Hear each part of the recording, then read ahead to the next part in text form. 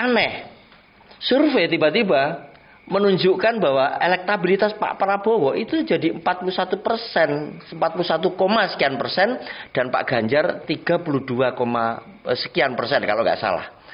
Dan Anies nomor 3. Ya. Nah ini yang menjadi pertanyaan. Kalau itu Anies selalu nomor 3. Ya. Lalu muncul pertanyaan, apakah ini desain dari golongan Pak Prabowo dan tim dengan adanya survei, karena di mana-mana kan banyak yang berpendapat bahwa survei bisa dibeli.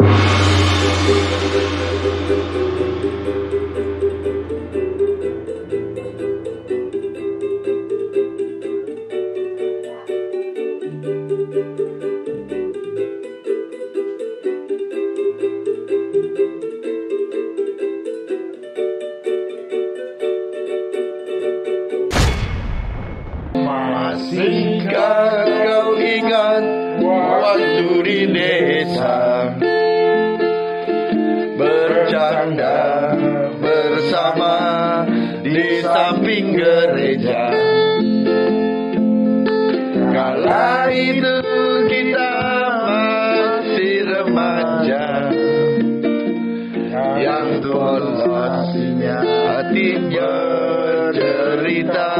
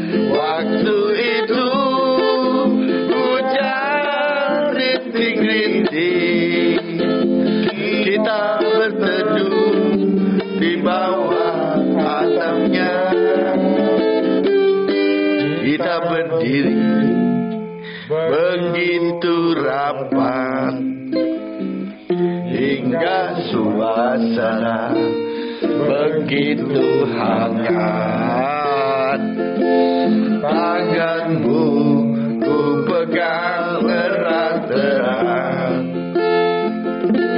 kenangan itu selalu kuingat.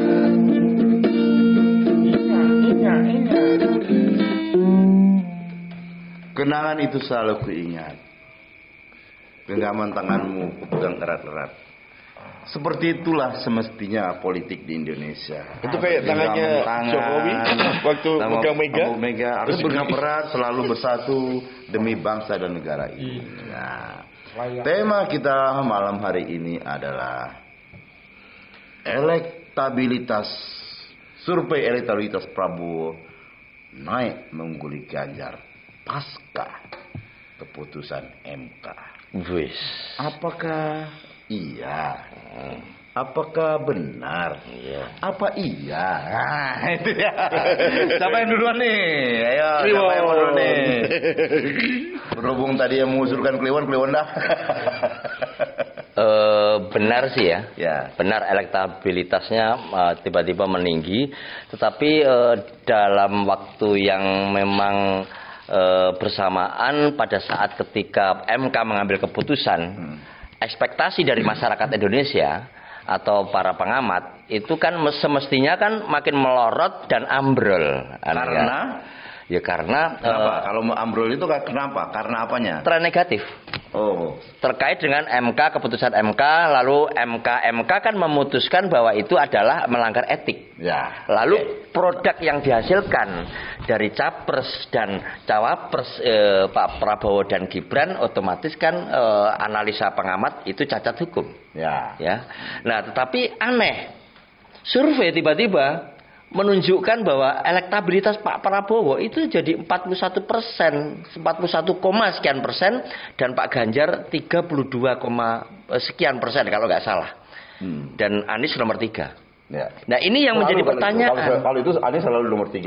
Iya. Lalu muncul pertanyaan, apakah ini desain dari golongan Pak Prabowo dan tim dengan adanya survei, karena di mana-mana kan banyak berpendapat bahwa survei bisa dibeli. Nah, maksudnya Mas Semut timnya Prabowo dan kawan-kawan bayar tim survei gitu maksudnya. Iya, itu analisa, bukan maksud Ya maksud omonganmu, analisamu lah. Ya, ini menjebak, hati-hati wong iki.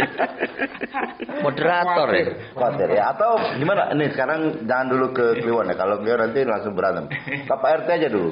Pak, kok Kliwon? Aku mau jadi salah ke Jupri maksudnya. Sekarang Pak RT dulu deh. Menurut Pak RT gimana? Dengan apa namanya yang heboh sekarang ini, ternyata elektabilitas surveinya itu naik Prabowo ini pasca pengumuman MK. Padahal ya seperti yang dikatakan Kliwon tadi. Gimana Pak RT? Menurut saya yang saya dengar dari pakar ya ini. Nah, yang mengatakan survei Prabowo itu sekarang melejit. Nah, itu ada kecenderungan surveinya itu dia memang agak condong ke Pak Prabowo. Jadi belum bisa dipegang betul apakah itu benar atau tidak. Tapi kata pakar itu ya, nah itu ada kecenderungan. Jadi survei itu memang agak condong ke situ. Ya. Jadi kita belum tahu pasti itu. Ya. Jadi belum bisa dipegang. Nah soalnya ada antar survei satu lagi atau yang agak condong misalnya ke B, nah dia mungkin mengatakan yang satu lebih unggul. Jadi survei ini juga karena bermacam-macam ya, jadi belum bisa dipegang persis. Itu kan fluktuatif ya. Jadi sewaktu-waktu bisa naik turun. Karena ini benar kata Pak RT sih, karena kita sebetulnya sudah sangat berpengalaman ya dengan survei-survei semacam ini nih. Dulu waktu Jokowi musuh Prabowo, surveinya menang Prabowo sampai sujud-sujud itu. Ternyata kalah. Iya. Menurutmu terus ya artinya maksudnya kita cukup hati-hati, cukup tidak perlu percaya 100% dengan survei semacam ini. Tapi yang jelas harus kita percaya itu nanti setelah pemilu 2024 nanti. Terus, sekarang tanggapan Pri sebelum ke Mas Jering. Saya? Iya dong. Oke. Maaf sebelum saya bicara jangan dipotong. Apapun alasannya. Dengarkan. Jadi saya agak setuju juga tadi dengan apa kata Pak RT. Jadi lembaga survei ini ada tanda apa yang saya garis bawahi dari pernyataan Mas Kliwon tadi, aneh. Kata-kata itu saya garis bawahi, aneh. Nah, keanehan apa? Nah, kalau keputusan MK kemudian sebenarnya kalau kita secara pemikiran real ya bahwa itu akan menjatuhkan suara atau dukungan terhadap Prabowo dan Gibran, tapi nyatanya aneh gitu ketika elektabilitas mereka naik. Nah, aneh ini ada apa? Kenapa aneh? Nah, bisa jadi seperti yang tadi Pak RT katakan, justru lembaga survei ini pro mereka, pro pasangan Prabowo dan Gibran. Nah, itu sengaja mereka juga. Itu biasa terjadi ya dalam politik, apalagi kaitannya dalam dekat-dekat pemilu. Sebenarnya untuk menaikkan dukungan ya terhadap mereka gitu loh, bahwa mereka sekarang sudah naik lah, jadi memang yang harus dipertanyakan bahwa tadi lembaga surveinya ini gitu. Kalau dia lembaga survei ini memang punya kredibilitas, artinya seperti LSI misalnya, itu bisa dipercaya. Tapi kalau ini kan kita belum jelas gitu. Begitu. Nah, tapi berhubung ini tanggapannya Pak RT sama Jupri bersama, sekarang Mas Jering harus membenarkan bahwa memang elektabilitas Prabowo itu naik. Jadi gini, saya lebih percaya bahwa lembaga survei itu memang tidak bisa disamakan dengan survei waktu pemilu. Karena survei waktu pemilu itu memang memerlukan biaya yang tidak sedikit, banyak. Itu pesta demokrasi kan. Nah, jadi survei itu sendiri itu random sifatnya. Jadi mungkin daerah sini, daerah misalnya Purwokerto, kamu diambil 100 orang. Yogyakarta 100 orang. random. Hasilnya apa? Ya tergantung randomnya gimana. Ya, apalagi surveinya misalnya ambilnya banyak kan di Jawa Tengah, ya pasti Ganjar ya naik. Nah, itu. Nah, ya kan tergantung kantongnya yang di mana kan. Mungkin ngambilnya pas kebetulan yang diambil orangnya Prabowo. Kan tapi surveinya kan angket itu biasanya. Jadi semua orang dikasih. Pas kebetulan yang ngisi banyak itu orangnya Prabowo, yaitu keuntungannya dia. Ya.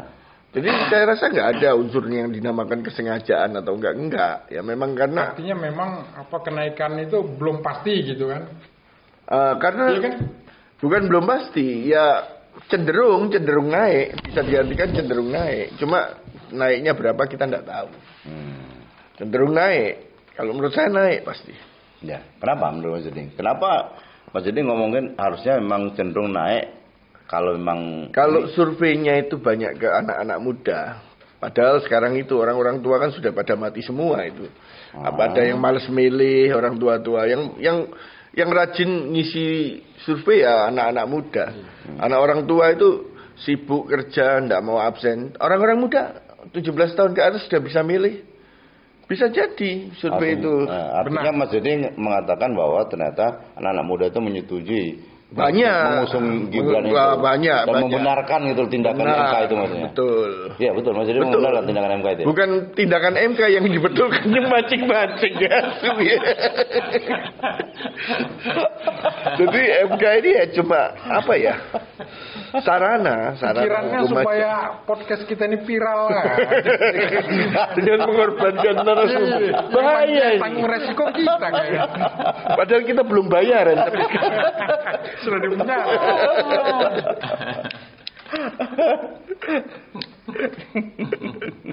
Jadi benar sih.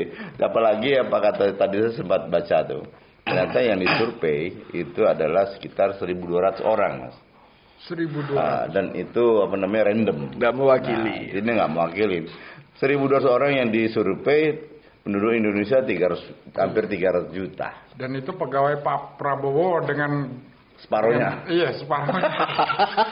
Kebetulan. Saya sebenarnya males untuk berbicara karena saya ingin cooling down sebenarnya. Karena nambah dosa sebenarnya konten kita ini. Oh, gibah gitu. Oh, jangan-jangan kamu tadi terpengaruh sama yang diomongin netizen. Gibah aja. Tapi gini, Won. Bentar saya potong dikit. Tapi gini, Won. Kita itu sebagai masyarakat memang harus berbicara, itu Mas. Iya. Kalau kita semuanya diam, seolah-olah apa yang dilakukan oleh para politikus itu benar. Ya, jadi kita harus bicara. Saya suka tadi apa yang disampaikan Mas Jeding mencerahkan, tetapi apa yang disampaikan Jupri memperkeruh keadaan. Oleh karena itu saya mengacu kepada sekali lagi jurnal ya dari Australia, yaitu opinion polling political in Indonesia. Jadi bahwa aneh di ulasannya bahwa di Indonesia itu survei itu tidak menjadikan acuan bagi masyarakatnya. Padahal di negara-negara barat itu survei itu menentukan sebuah proses yang sangat penting. Tapi bahasa Inggrisnya apa tadi itu? I want to be, I don't have any money ya. Betul ya? Betul nggak tadi? Aduh, tolong jangan diulang karena sajane yang ngawur ya. Sikir. Yakin gitu. Mungkin dadak takon nih loh. Jajan. Enggak tadi polling apa tadi gitu. Opinion. Jadi people. Ya sementara survei itu masih belum diyakini oleh masyarakat Indonesia karena masih menimbulkan kecurigaan-kecurigaan. Jangan-jangan ini survei golongan A, golongan B. Kalau di Barat itu menjadi acuan karena itu sangat ilmiah. Dan survei itu kan sebenarnya hanya membantu untuk membaca pikiran masyarakat. Ya, ini masyarakat arahnya kemana nih kan gitu. Walaupun mungkin belum mewakili secara Indonesia. Gitu Pak John. Saya sendiri merasa kalau misal dari 1 sampai 10, tingkat kepercayaan saya sama survei itu cuma 4. Loh, karena gini. Kenapa saya bilang begitu? Karena di antara kita berlima ini. Pernah ada nggak tim survei marani kamu atau kamu tahu tetanggamu pernah disurvei? Pernah nggak? Masuk akal ya Pak ya. Masuk akal. Ketok ya. Tapi cek moderator atau narasumber? Enggak. Aku tanya, pernah enggak maksudnya? Ya Enggak, saya kebetulan pernah. belum. Aku juga belum. Kalau yang dari rumah ke rumah itu biasanya sensus, Pak. Tapi kalau survei memang begitu, mereka memang lewat satu cara begitu. Ya mereka lah yang tahu gitu. Saya juga nggak percaya karena percaya pada lembaga survei berarti saya musyrik. Saya hanya percaya pada Allah Subhanahu Wa Taala. Berat ya. Bukan berarti kalau survei mengatakan ini Prabowo yang nomor 1 itu menguntungkan pihak lawan, bukan Jang. Justru itu kan membocorkan pihak lawannya, waduh kalah nih, kita harus genjot. Jadi bukan ke sana, bukan berarti wah survei gini opini masyarakat enggak.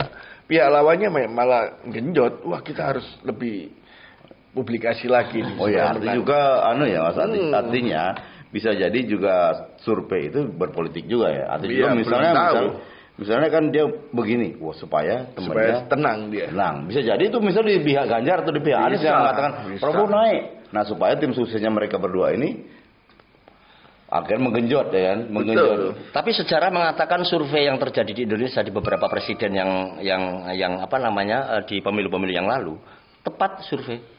Kecuali di Amerika ya. Kecuali di Amerika ada salah satu tokoh presiden yang tinggi sekali surveinya, tapi setelah pencoblosan ternyata kalah dia. Itu enggak. Setelah pencoblosan itu setelah pencoblosan ya. Rata-rata tepat itu setelah pencoblosan di Indonesia. Karena itu lembaga survei nasional yang punya kredibilitas. Kalau ini kan mungkin antar kelompok ya. Nah, kalau sekarang sih masih jauh daripada pencoblosan. Tapi kalau pencoblosan hampir rata-rata di Indonesia benar ya. Benar. Setelah pencoblosan nanti survei, siapa yang duluan kan gitu. Ya. Siapa yang menang? Hampir rata-rata benar. Cuman kalau masih jauh gini belum tentu ya kan. Masih bisa bergeser. Tergantung apa yang dilakukan oleh tim suksesnya. Saya lebih meyakini itu hasil yang disampaikan oleh lembaga survei itu dari kubu Prabowo itu sebagai perang saraf lah, saikuar. Kamu ngomong dia ketawa Won. Karena dia nggak ngerti. Dia nganggap ini kelucuan padahal ini satu ilmu yang dalam. Dia penangkal biaya biasa kita paham sendiri lah. Mau ngomong psikopat aja sulit.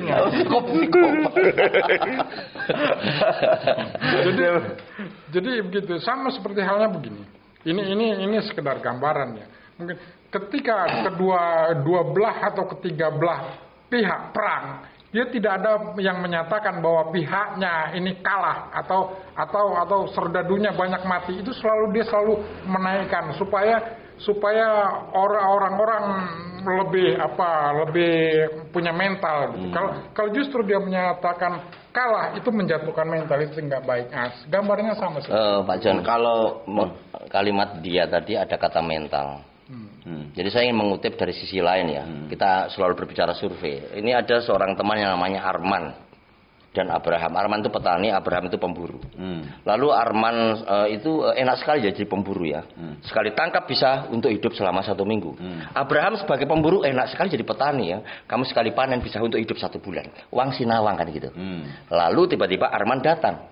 Abraham, bagaimana kalau seandainya aku lepaskan aku sebagai seorang petani tapi menjadi pemburu seperti itu? Abraham sangat bijak sekali. Tetaplah kamu menjadi petani, tapi petani yang bermental pemburu. Nah, bicara mental tadi.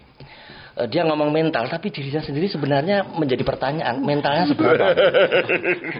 Mental untuk menjalani kehidupan. Karena ya Abraham ini hebat loh ya, dia pemburu. Pemburu bukan berarti dalam arti pemburu, tapi bagaimana kreativitas, daya juang. Pemburu harta karun. Iya, gitu loh. Ya. Jupri mau jawab. Kalau urusan itu saya tidak membaguski diri saya sendiri. Itu saya serahkan kepada masyarakat luas dan netizen. Bisa ngelihat saya gitu. Kalau kata-katanya pandangan terhadap saya buruk, ya monggo. Kalau baik alhamdulillah. saya serahkan. Kalau karena saya salah, bijak saya sebenarnya. minta maaf. Saya bijak. Tapi kalau saya salah ya saya minta maaf. Ada ini sih. Itu karena didorong perasaan mental yang bijak. Ngomong kata bijak nih. Ada kata-kata bijak dan itu mengandung kebenaran sebetulnya. Jadi apa namanya, sejarah itu diciptakan oleh pemenang. Nah, sejarah itu diciptakan oleh pemenang. Apakah mungkin termasuk survei ini diciptakan oleh pemenang? Ini masih menjadi pertanyaan. Nah, maksudnya pemenang kan dalam artian pemenang itu ada orang berkuasa toh saat ini. Dan orang berkuasa dilalahnya, betul, mestinya ada anaknya di situ. Ya.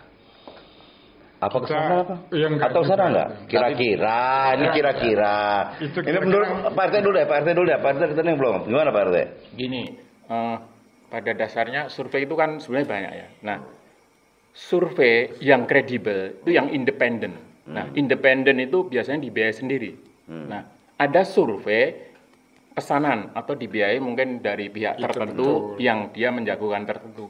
Jadi kita harus pintar-pintar atau pandai-pandai melihat survei ini dari mana. Nah, biasanya yang kredibel, ilmiah, dibiayai sendiri, itulah yang bisa dipegang. Nah, yang kemarin-kemarin itu survei-survei yang kredibel, yang cocok-cocok itu. Nah, ada survei yang bayaran, yang bayar tertentu lah kalau nggak tahu. Nah, itu biasanya cenderung memenangkan jagoannya yang membayar itu. Nah, Artinya Pak RT ini mau nyekal lagi. Artinya Pak RT mengatakan surveinya Pak Prabowo itu bayaran. Saya nggak mengatakan si A, si B ini bayaran. Tapi memang di negara kita ada survei yang kredibel, yang independen, yang dibiayai sendiri ada. Ada ya. Ada. Dan ada juga survei-survei yang bayaran ada. Nah, makanya kita harus pandai-pandai melihat itu. Survei-survei kan banyak survei sebenarnya. Ya. Tapi kalau kita sih melihat, kita harus pandai-pandai. Iya, mungkin di masyarakat kita itu banyak yang pandai. Tapi yang tidak pandai itu, kalau kita lihat di grup-grup WA itu, masih banyak yang tidak pandai, Mas. Masih banyak yang membabi buta yang yang jelas ngelihat itu. ya tidak pandainya ke atas sama jangan ke sana. Kok Pak John begitu? Begini Pak John. Ya gimana? Logika kalau seandainya hari ini lagi tren bahwa Prabowo naik, itu bahwa persoalan yang ada di MK itu hanya sebatas persoalan di tingkat elit. Tapi tingkat elit itu enggak. Masyarakat pasar, pedagang jambu, buah-buahan itu enggak membahas itu. Dia taunya Gibran naik sebagai wakil. Sehingga wajar tren itu. Dan sebenarnya tingkat kepuasan Pak Jokowi masih kok hanya turun. Kalau kemarin 80 berapa, sekarang 78 persen. Artinya di Jawa Tengah Ganjar ini sudah mulai bermigrasi ini sekian persen ke Prabowo. Tetapi anehnya Anies itu naik dan akan mengejar ke Ganjar. Bahayanya nanti kalau head to head itu antara Prabowo dengan Anies. Gitu. Ya artinya kan maksud kamu tadi kan ngomong bahwa pengaruh Jokowi itu sekarang cuma berkurang sedikit. Artinya kamu mau mengatakan bahwa pengaruh Jokowi besar sekali dengan calon Gibran ini terhadap. Artinya betul-betul ya sekarang udah percaya banget bahwa Jokowi itu udah pro ke Prabowo sama Gibran ya? Ya sudah nyata-nyata bahwa sudah tampak sekali. Makanya kan Pak Jokowi bilang jangan bermain drama, drakor gitu ya. Ya, saya kira ya sih. Kalau mau kita cerna di Indonesia, bapak mana sih nggak sayang sama anak? Ya masa membela orang lain. Ya gak sih? Mungkin ada ujungnya harus mungkin loh. Kalau nggak bisa kena. Amit-amit. Amit-amit deh. Apalagi ada yang namanya Mas Jering? Kalau survei yang sekarang ini itu survei yang berbiaya tidak mahal. Beda sama surveinya pemilu. Kalau survei pemilu kan diambil dari tiap daerah, pemilihan suara, pungutan itu berapa sebelum mereka lapor, diambil dulu, dilemparkan dulu. Jadi hampir seluruh Indonesia. Kalau sekarang mungkin kan cuma 1.200. Ya, jadi itulah teman-teman Waton Gayeng, ya terserah teman-teman lah mau percaya mana. Atau mau percaya bahwa surveinya Prabowo naik, atau mungkin surveinya Prabowo itu menjadi lecutan untuk tim-tim sukses calon yang lain supaya bekerja lebih keras lagi hingga bisa mencapai apa namanya yang diharapkan. Yang diharapkan, monggo-monggo saja. Jangan mengharapkan kami ini nggak ada. Harapan kami aja sudah hilang, Pak. Jangan mencari solusi di sini. Kembali lagi, jangan mencari solusi di sini. Di sini tidak ada solusi. Di sini hanya ada happy. Di sini hanya ada akar rumput yang berbicara. Itulah namanya Waton Gayam. Oke teman-teman, sampai di sini dulu perjumpaan kita. Sampai jumpa minggu depan. Bye bye.